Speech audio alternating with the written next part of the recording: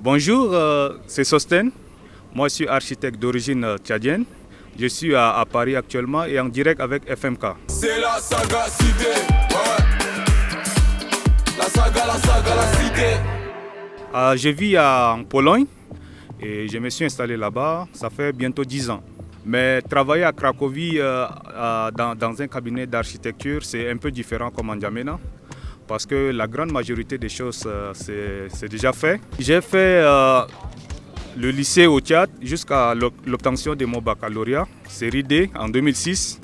Donc moi, je n'ai jamais pensé étudier l'architecture. Dans ma tête, je voulais étudier la médecine. Donc après, j'étais parti au Nigeria. J'ai appris la langue anglaise pendant un an. Et c'est pendant mon séjour là-bas, j'ai rencontré une étudiante en architecture qui m'a un jour invité dans son département. Et ce jour-là, je l'avais fait un exercice. Et après, elle m'a dit, tu pourras être un bon architecte. C'est comme ça que j'ai déposé pour l'architecture. J'ai étudié au nord du Nigeria, dans l'état de Kaduna, à l'université Ahmadu Bello University, à Zaria. Bon, c'était quand même très difficile parce que quand nous étions là-bas, on devrait passer au moins 9 mois intensifs pour le cours d'anglais, un cours préparatoire. J'ai pu finir mon cursus. Et tout s'est bien passé.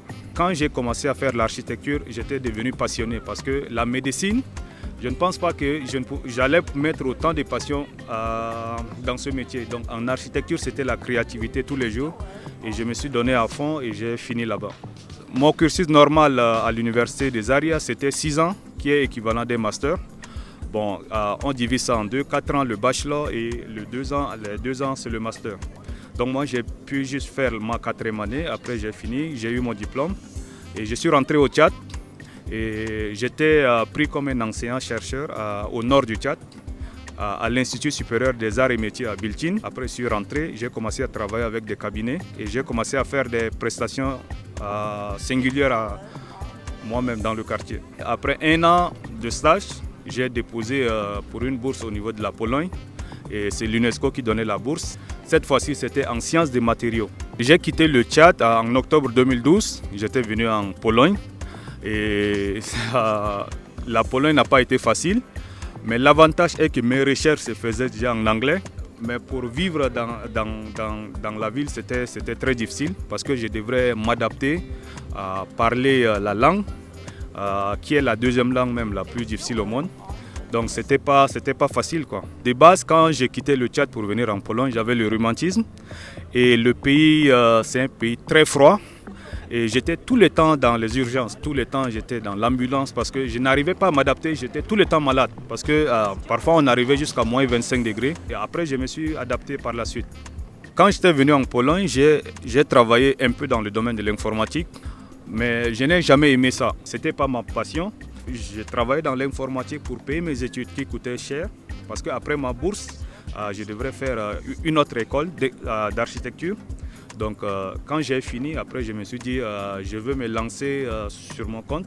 Donc j'ai essayé d'enregistrer Kemed Studio et c'est comme ça que j'ai commencé à faire des prestations. J'ai choisi Kemed Studio simplement parce que Kemed c'était le nom africain donné par les Égyptiens qui signifie simplement la terre des Noirs.